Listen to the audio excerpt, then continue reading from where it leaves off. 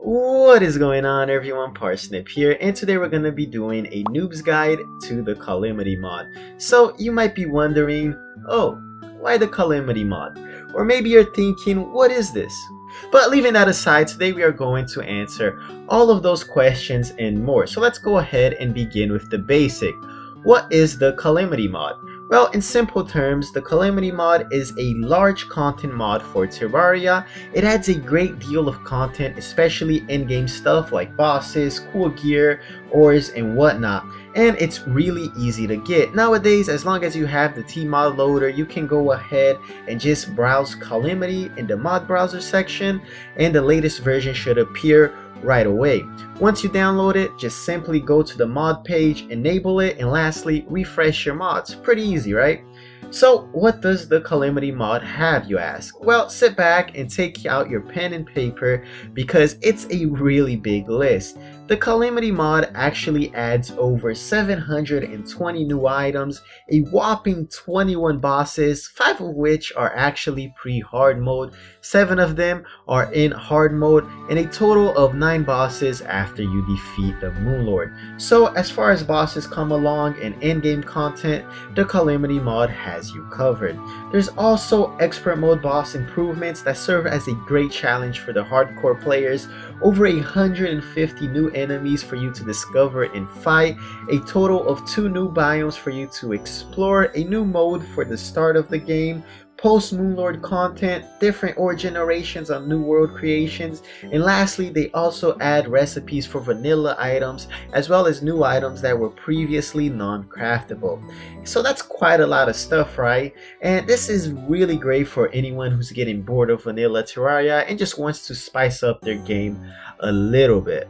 So let's take a closer look into some of the stuff the game provides. Now, I won't be talking about every single thing. In fact, I'm not actually the most knowledgeable person when it comes to this mod in particular. That's why the title of this video is a noob's guide to the calamity mod. So first and foremost, let's go ahead and talk about gear. We all love getting item sets in Terraria, and well, the calamity mod definitely provides. It covers its sets in tiers, and it goes from tier 1 all the way to tier 9. Then it also has extra things like a bunch of unique items and accessories that I probably won't be covering just to avoid the length of the video. So let's go ahead and take a quick look into each tier.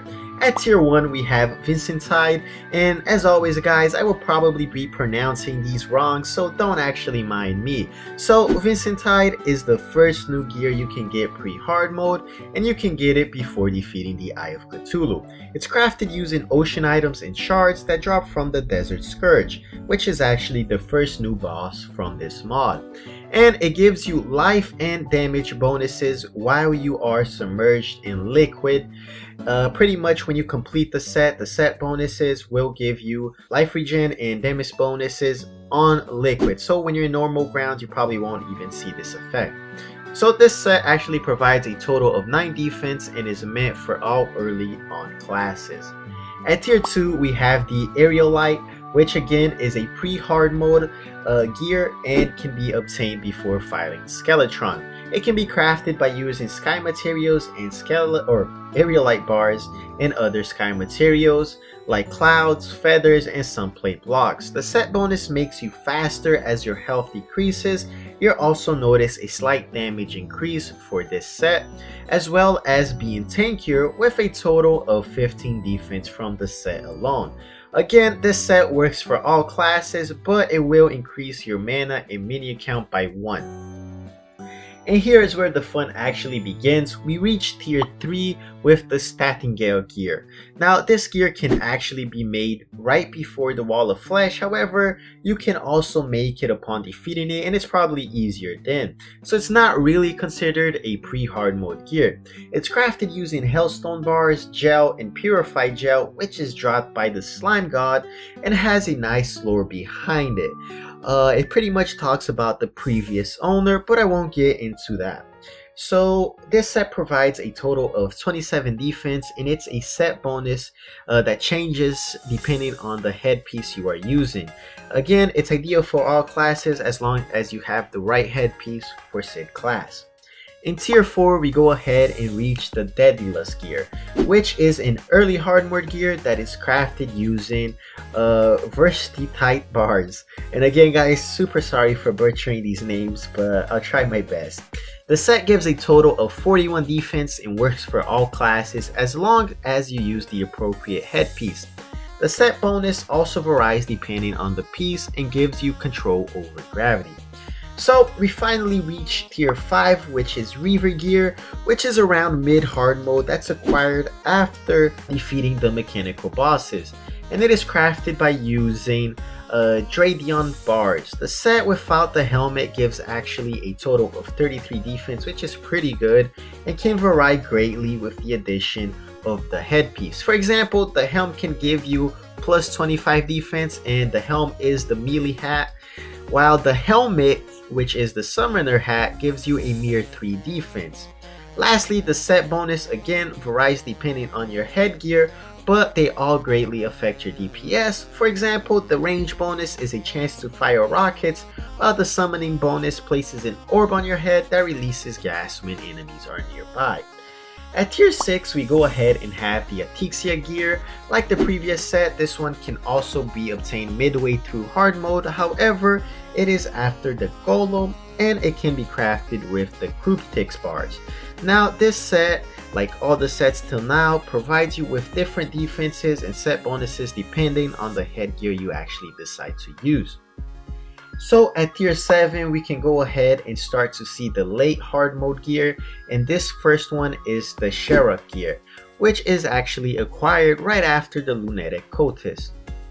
Now it's crafted with Meldiate bars and the set gives a total of 62 defense, and all of the items have amazing and unique effects.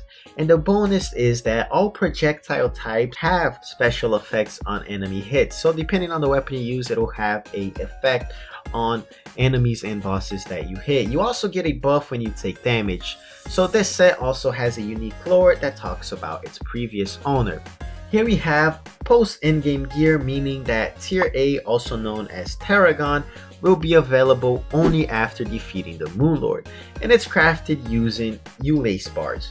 Now this set gives you a total of 83 defense, which is a huge amount of defense, and one of the many bonuses that it actually gives you is it quickly regens your life as you deal more damage to enemies. And like the previous sets, the Paragon set will also have a lore. If you are interested on lores or anything like that, more information about these items and stuff, make sure to check out the links that I'm providing in the description below.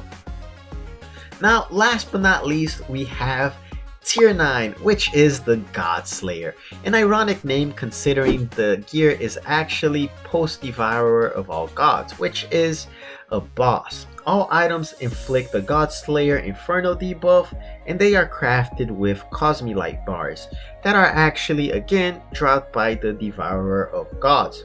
So the God Slayer gives you a total of 96 defense, and the bonus effect is that you will survive fatal damage and will be left with 300 HP, which is really good. So you can die and you will be pretty much alive and back up to 300 HP. So that's pretty much it as far as sets and gears go. And of course, there's a ton of different weapons, accessories, and so on that can be made by mixing items, bars, etc. But I won't actually be going that far into the details. So next up, let's go ahead and talk about the new ores that you will see throughout the game. There's a total of 7 new ores, which are the Aerolite ore.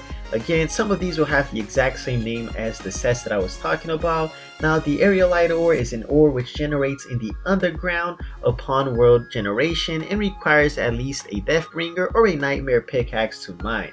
Next up, we have the Krynic ore, which is a hard mode ore that generates in the snow biome and again requires a tier of pickaxe. In this case, it's the titanium pickaxe to mine. The Tord ore is the perennial ore.